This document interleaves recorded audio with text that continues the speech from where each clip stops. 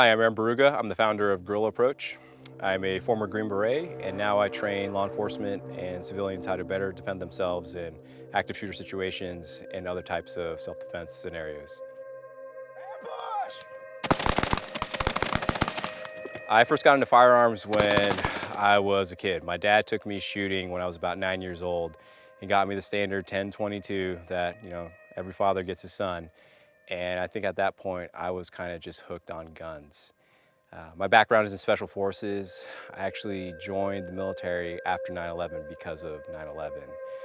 At that time, I was just 18. I didn't really know anything about, terrorism or non-state actors or whether or not invading country X or Y made sense for national security. But I wanted to get in the fight because it seemed like the right thing to do. Our country cried out after September 11th, and it needed men to go overseas and do the job.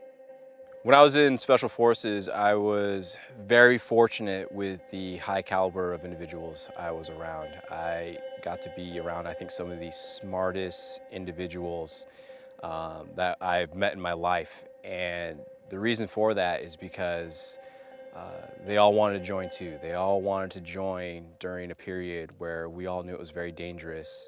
And we all knew we wanted to be a part of something that was a little bit different. We definitely got to do that with a lot of the training and the types of deployments we went on.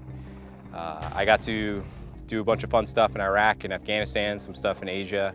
And what that really taught me was a lot of leadership skills, but also just problem-solving skills with regards to what are the resources that we have, what are the obstacles that are in place, and how do we navigate around them in the most efficient manner possible. And I think that having that adaptive mindset is what's necessary with structuring a lot of purposeful training.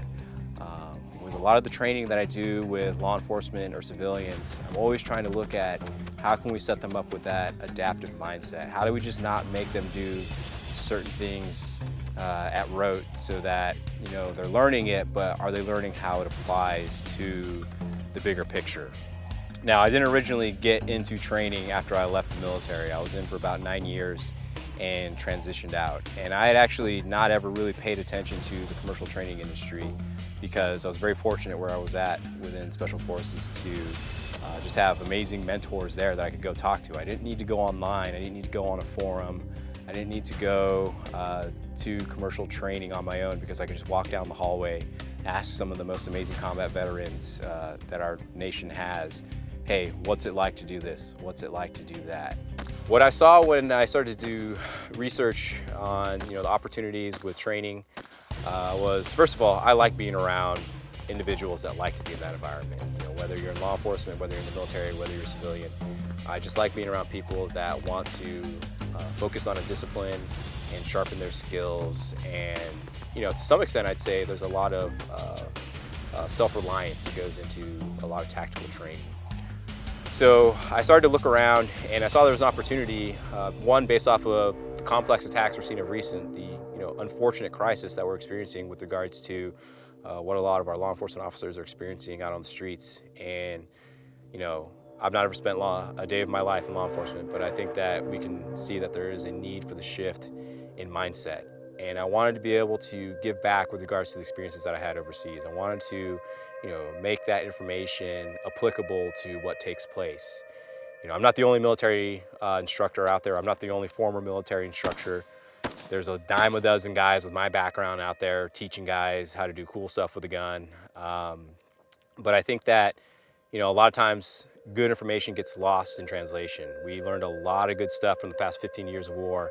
And guys with my background, we tend to sometimes not do the best job of making sure that that information makes its way back and helping out those guys who are still making everyday struggles to keep us safe here on the home front. So when we were overseas on missions, we had a lot of assets. We had a lot of impressive hardware that was very destructive. But oftentimes, we couldn't just go in guns blazing and shoot up the place. We were working by, with, and through the population. And any unnecessary use of force would result in political disaster, basically, and would ostracize us from the population that we were trying to help. So when we did get in fights, we had to be very decisive and deliberate, and a lot of the small unit action that we did see taught me a lot about just the efficacy of, simple tactics and techniques. There's no secret out there, there's no magic, there's just good training, good rehearsing, getting comfortable with the guy on your left and your right.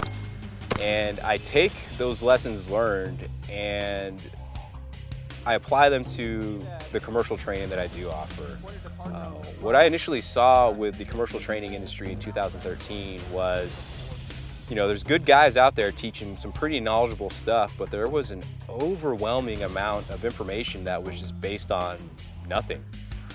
It was based off of, hey, this looks cool on the flat range, or hey, this is something that I'm trying to sell, this is a new product I got, or hey, this is just whatever the case may be. I'm taking a single data point and trying to create an entire program off of it. So there was a lot of information that was not really relevant to what happens in the real world. And I've talked about this before with the overly animated, the exaggerated movements. And you can see that there's training that prepares guys for the real world, and there's training that prepares guys to have fun and make cool videos for their social media accounts. So that was how I noticed there was an opportunity. I think that the phrase, train like you fight, is something that I thought was very overused when I first started to do my research on the commercial training industry, because there's a lot of guys that had not actually ever fought, and they were training guys. And if you're knowledgeable, if you have an impressive resume, okay. Some of the first guys that taught me about tactical marksmanship had not yet deployed to combat, but they were very knowledgeable because they had years underneath their belt with regards to training a lot of shooters. But that changes in the commercial sector because guys respond to incentive, and if they can make more money by doing something flashy and cool, they might do that instead of actually preparing shooters for success. So what I try to do with a lot of my training is recognizing that doctrine goes in waves. Techniques and standard operating procedures, they go in waves. So I think that we're at the next cycle where what we learned in the past 15 years of war, it's on the current generation of instructors with legitimate backgrounds to actually take that information and look how it can be applied across the spectrum for not just spec ops military guys, not just Rangers and Navy SEALs. Navy SEALs are probably making movies, not training videos, so they're probably not in this category.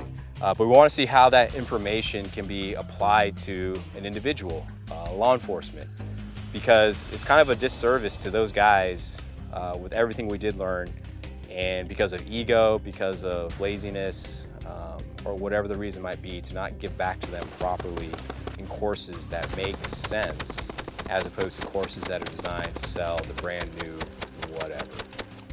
So as I proceed forward with my company, the purpose and the intent is to develop people's mindsets. We want to train, but we don't want to just regurgitate stuff. We want to create more competent shooters that are not liabilities. We want to have less hammers walking around looking for nails, and we want to have more capable and confident individuals that are carrying firearms.